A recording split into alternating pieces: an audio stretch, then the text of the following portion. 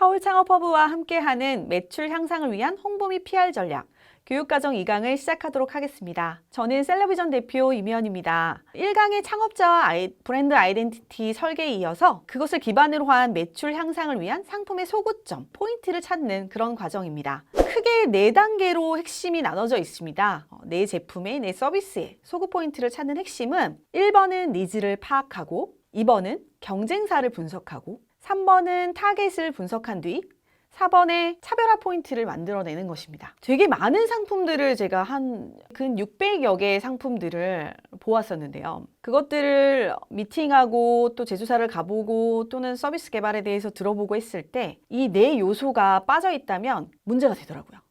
매출 향상은 물론이고 사업 전진도 잘 안 되는 거죠. 근데 그 부분의 가장 큰 요인은 첫 번째 니즈 파악이나 두 번째 경쟁사 분석들이 안 된 회사들이 굉장히 많습니다. 자, 그럼 하나씩 제가 예시를 들어서 설명을 드릴 텐데요. 일단 1번의 니즈 파악의 가장 큰 문제점은 니즈라는 거를 그냥 내가 생각하는 대로 파악하시는 것 같아요. 누군가 이 제품을, 이 서비스를 쓸 어떤 고객에 대해서 생각하는 게 아니라 내 제품은 이게 좋은데? 내 제품은 당연히 이런 사람들이 쓸 거야. 이런 사람들의 니즈가 있지. 이렇게 생각을 하시는 거예요. 그게 가장 큰 문제인데 그런 부분들을 어떻게 하면 정말로 필요한 사람들이, 정말 내 제품을 사줄 사람들이 이 니즈가 파악이 되고 그것에 대한 경쟁사가 분석이 될 것인지를 파악을 하셔야 됩니다. 첫 번째로 제가 예시를 들 니즈에 대한 파악은 바로 제가 방송을 오랫동안 하고 있고 벌써 이제 홈쇼핑에서도 한 300만 팩 이상 판 세균싹 행주 티슈라는 제품이 있습니다. 그 제품을 제가 처음 가져갔을 때 니즈에 대해서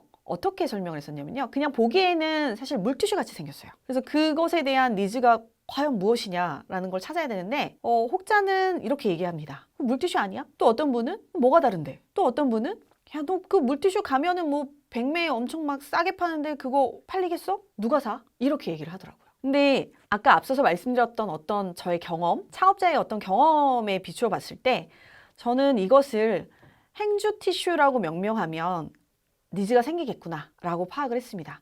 거기에서 가장 큰 이유는 많은 여자들이 또는 남자들도 마찬가지겠지만 청소를 하기가 굉장히 귀찮아지는 거예요. 그래서 그것들을 이제 물티슈로 막 대용으로 많이 청소들을 하고 있고 닦고 있는데 우리의 주방은 아직까지도 그런 부분들이 그냥 되게 더러운 행주로 쓰여지고 있었던 거죠. 그래서 그 부분을 어떻게 하면 편하게 닦으면서도 그 행주가 가지고 있는 이런 용도들을 줄 수 있을까를 고민을 했고요. 그것에 대한 니즈를 파악한 결과 여러 가지 팩트들이 나왔습니다. 신문 기사에서도 나왔고 또 그것에 대한 저는 니즈를 파악할 때 서베이 요소를 되게 많이 사용을 하거든요. 그런 서베이를 했을 때 한마디로 행주에 대한 니즈를 가지고 있었습니다. 행주를 어떻게 하면 그렇게 빨지 않고 편하게 쓰면서도 이런 살균이 될까? 이런 부분에 대한 니즈를 저는 찾아내게 된 거죠. 그래서 그 상품이 처음에 그렇게 얘기했던 다른 분들이 물티슈 같다고 생각했던 그 상품이 지금 무려 300만 팩 이상 팔고 있는 가장 큰 이유는 전혀 다른 니즈를 파악했기 때문입니다. 같은 제품이나 서비스라 하더라도 만약에 제가 그 물티슈라고 판단했다면 그 제품은 지금 이 자리에 없겠죠?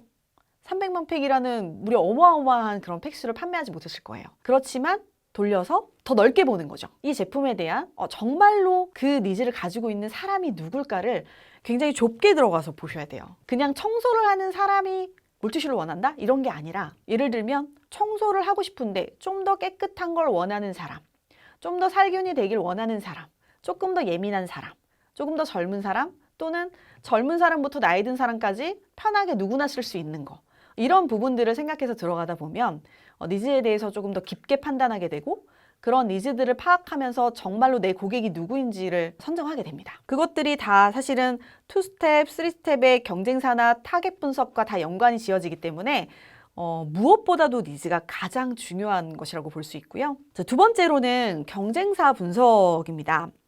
그럼 그러한 니즈들을 파악했는데 과연 내 제품의 군이 다른 데서는 얼마에 팔고 있지? 다른 데서는 어떤 요소로 팔고 있지? 그리고 어디서 팔고 있지? 이런 것들을 되게 면밀하게 분석을 해보셔야 돼요. 근데 그런 경쟁사를 분석할 때 요소를 단순히 거기서의 제품은 3만 원에 팔고 있는데 내 제품은 조금 더 좋으니까 5만 원에 팔아야 돼. 이런 논리는 먹히지 않아요. 제가 자주 얘기하는 건데 내 제품이 훨씬 더 좋은 기능을 가지고 있더라도 내 제품이 브랜드 네임 밸류가 어디에 위치해 있는지, 또는 가격대가 어디에서 형성돼 있는지, 또 기능은 독보적인지, 이런 경쟁사들과의 분석 요소에 따라서 내 제품의 포지셔닝이 정해지게 됩니다. 그럼 매출과 직결이죠. 그래서 그런 경쟁사들이 만약에 내 제품이 아무리 좋더라도 내 제품하고 비슷한 것들이 대기업 브랜드가 또는 엄청나게 많은 마케팅 비용을 쏟는 곳들이 이런 경쟁사들이 많이 있다라고 하면 한 번 더 고민해 보셔야 돼요. 그 시장에 들어가야 하는 게 맞는지, 또는 들어갔다 하더라도 그런 경쟁사 대비 나는 무엇을 강점으로 가지고 있는지, 이런 경쟁사 분석에서 제가 또 하나의 예시를 들어드릴게요. 치약의 상품이 저한테 왔었어요. 근데 치약이 우리나라만 유일하게 의약 외품인 거예요. 다른 나라는 의약 외품이 아니에요. 근데 의약 외품은 뭐가 문제냐면 다 떠나서 화장품처럼 전성분을 표현해야 돼요. 공산품이 아니다 보니까 우리나라의 국민이 안전과 직결된다고 아마 국가가 생각하나 봐요. 그래서 전성분도 있어야 되고, 안에서 쓸 수 있는 말은 굉장히 제한적인데, 그 제한적인 문구 안에서도 내 제품을 경쟁사들과 분석했을 때 단순 마케팅이 아닌 내 제품으로서의 어떤 포지셔닝을 명확히 해야 되는 거죠. 근데 그 제품이 왔는데 어떤 제품이었냐면 기존의 SNS 마케팅에서는 이미 되게 핫하게 팔리고 있는 제품이었어요. 근데 그게 치약하고 가글하고 그다음에 치약 안에서도 한 4-5가지 종류가 왔었거든요. 근데 그 안에서 제가 고른 거는 딱 오리지널 상품이었어요.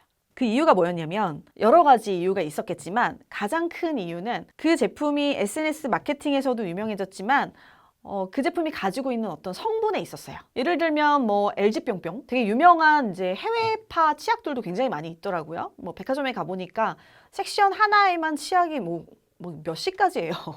그래서 그것들을 제가 한번 쭉 분석해 봤죠. 근데 여기서 치약을 가지고 오셨을 때는 치약이 뭐가 좋아요? 라고 했을 때 그냥 친환경 치약이라 좋대요. 그거는 누구든 말할 수 있지 않나요? 그냥 친환경 성분이 들어가서 좋다였어요. 근데 여기서 제가 경쟁사 분석들을 어떻게 찾아내게 됐냐면, 경쟁사 분석을 하는 가장 큰 이유는 아까 말씀드렸듯이 포지셔닝이라고 했잖아요. 그래서 내가 그럼 저런 브랜드 대비 같은 가격에 팔 것이냐, 프리미엄으로 팔 것이냐, 아니면 나는 매스한테 많이 먹히는 그런 대중적인 가격으로 팔 것이냐, 아니면 박리담회처럼 정말 싸게 공급하면서 팔 것이냐, 요 포지셔닝을 정하는 포인트가 바로 경쟁사 분석이에요. 정말 아예 없는 뭐 블루오션 시장이다, 그런 상품이다라고 하면 그 군, 단지 상품이 명확하게 비슷한 게 없다 하더라도 어떤 그 군 안에서의 바운더리를 정하셔야 돼요. 그런 부분들이 굉장히 중요한 게 바로 경쟁사 분석인데, 그래서 치약들을 이제 뭐 되게 유명한 해외파 치약, 뭐 미국 거, 뭐 프랑스 거, 이태리 거, 뭐 국내에서도 되게 유명한 치약들을 쭉 한번 제가 요소들을 분석해 봤어요. 뭐 가격, 뭐 판매하고 있는 뭐 매체, 그리고 뭐 마케팅 요소들, 그다음에 들어가는 전성분, 뭐 모델부터 시작해가지고 여러 가지들을 경쟁사를 쭉쭉쭉쭉 다 분석을 해봤거든요. 그 안에서 찾은 이 친환경 치약이 그냥 단순 친환경 치약이 아니라 정말 매력 있는 성분을 넣었더라고요. 그리고 그 안에서 차별화 포인트들을 만들어내는 밑거름이 된 거죠. 그런 경쟁사 분석을 함으로 인해서. 이 치약을 사는 사람들이 누굴까? 그래서 들어가 봤더니 그 타겟들이 한 30대 후반에서 40대 중반의 여성들부터 뭐 좀 더 젊은 주부들은 한 20대 후반 정도의 그런 뭐 젊은 주부거나 아니면 젊은 이런 여성들이 잘 사더라고요. 근데 그거의 가장 큰 이유는 서베이를 해보니까 그냥 왠지 친환경이니까 좋을 것 같아서였어요. 그리고 임산부들이 많이 산다는 거예요. 임산부들이 많이 사는 건 왜예요? 자연적인 성분이 들어가 있다라는 거에 그냥 꽂혀서. 근데 명확하지가 않았어요. 그래서 그 부분을 어떻게 명확하게 만들어냈냐면, 그 치약의 전성분을 쭉 분석해보니 굉장히 한 2가지 요소 정도가 다른 데 안 들어가 있는 요소들이 있었어요. 그래서 그것들의 가격을 물어보고, 그것들의 성분의 핵심을 물어보고, 왜 그것들은 그 치약 안에서 어떤 역할을 하는지에 대해서 깊게 파고들었더니 차별화 포인트들이 만들어지더라고요. 그래서 결국은 어떤 새로운 차별화 포인트의 공법, 뭐 그래서 예를 들면 그 치약이 잘 짜진다는 거예요. 다른 거에 비해서. 다른 거는 싼 치약은 잘 안 짜진다는 거예요. 그런 거 못 들어보셨죠? 네. 근데 얘는 잘 짜진대요. 그래서 제가 만든 분께 그랬어요. 왜 잘 짜져요? 이유가 있을 거잖아요. 전성분이 뭐가 다른가요?가 시작이 된 거예요. 그 잘 짜지는 가장 큰 이유는 레시피에 있었어요. 이 레시피의 비율이 이 공장장님이 25년 동안 되게 대기업에서 치약을 제조해 오셨던 분인 거예요. 그래서 그냥 단순한 레시피로 만든 게 아니라 잘 짜지고 잘 닦이고 거기에 좋은 성분까지 넣고, 그런데 친자연적인 그런 치약을 바로 만든 거였던 거죠. 근데 만드신 분도 몰랐어요. 그냥 마케팅비를 열심히 쏟고 있었지 그게 정말 왜 잘 짜지는지를 몰랐던 거예요. 그래서 제가 이름을 명명합니다. 소프트 드랍 공법이라고. 이렇게 새로운 차별화 포인트들을 만들어 주는 거죠. 그게 바로 경쟁사 분석을 하는 가장 큰 이유예요. 내 제품의 포지셔닝을 정하면서 차별화 포인트들을 만들어내기 위해서 경쟁사 분석을 합니다. 그게 가장 기본이 되는 거고요.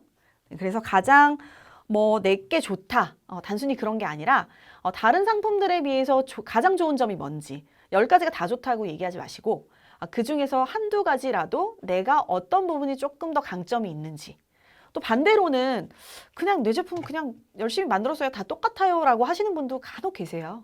그런 분들도 그럼 그런 것들에 비해서 내 제품이 정말 싸다 라든가 아니면 나는 여기에 20년, 30년 동안 나는 근무를 해서 그 기술력을 바쳤다라든가 뭔가 또 색다른 어떤 히스토리가 있다든가 네, 그런 부분들을 경쟁사랑 분석하면서 찾아내 주셔야 돼요. 그것들을 잘 찾아내셔서 차별화 포인트로 만들어내시는 게 바로 매출이 향상될 수 있는, 전환율이 좋아질 수 있는 키고요. 세 번째로는 그 경쟁사 분석을 하게 되면은 포지셔닝이 정해지고 그러니까 가격대가 정해진다는 거죠. 그리고 니즈가 파악이 되면서 저절로 타겟이 분석돼요. 또 이 타겟 분석의 한 예로서 제가 속눈썹을 들어볼 텐데요.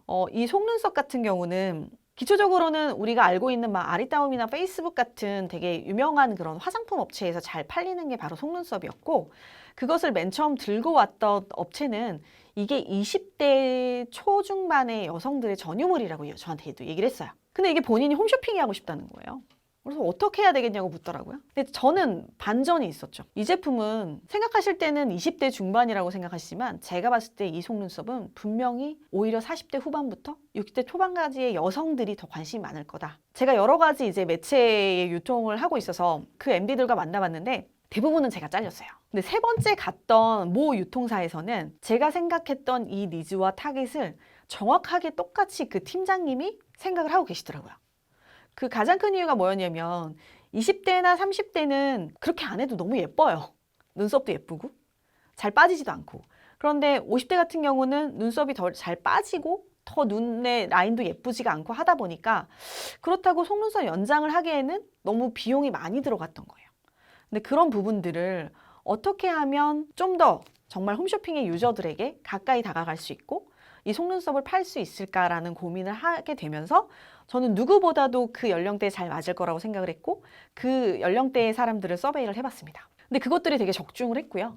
그래서 처음에 모 유통사 두 군데에서는 이렇게 태자를 맞았던 그 속눈썹이 무려 250억 정도를 판매를 했어요. 1년 만에. 그것처럼 아까 니즈에서도 그랬고 경쟁사도 마찬가지. 타겟도 그렇지만 되게 깊이 있는 내 상품을 분석을 하셔야 돼요. 내 제품이 무조건 좋다가 아니라 그것에 대한 분석을 하셔서 철저하게 찾아내셔야 됩니다. 제가 행주티슈에서 살균을 찾아내고 치약에서는 소프트 드롭 공법이라는 레시피에 되게 숨어있는 그런 것들을 찾아내고 속눈썹에서는 타겟을 바꿔줌으로써 차별화 포인트를 찾아내고 마지막으로 제가 이렇게 생리대처럼 그러한 상품들도 이제 기존에 판매했던 것과 동일하다고 얘기했지만 그 안에서도 또 다른 착용 테스트를 거쳐서 또 다른 차별화 포인트들을 찾아내면서 이것들이 굉장히 잘 팔리고 있고 앞으로도 이제 더 업그레이드 되는 상품들을 만들어내고 있습니다. 그래서 여러분의 상품도 이렇게 매출로 이어지려면 무조건 좋다가 아니라 이런 4가지의 요소를 되게 깊이 있게 파악하고 분석하시고 반드시 서베이를 하셔서 검증을 하셔야 됩니다. 그게 곧 상품의 소구점 포인트를 찾는 것도 맞지만 매출 향상으로 직결되는 거니까 꼭 그렇게 해보시고 이 강의를 통해서 도움이 되셨으면 좋겠습니다. 이 강은 이것으로 마치고요. 또 3강에서는 제가 더 깊이 있게 디테일하게 들어가 볼까요? 그래서 상품별 유통 채널 진입 전략 기획. 내 제품이 과연 백화점에서 파는 게 좋은 건지 아니면 온라인에서 파는 게 좋은 건지 그러한 전략들을 한번 살펴보도록 할 텐데요. 그럼 이 강에 의해서 3강도 재밌게 같이 함께 해주세요. 감사합니다.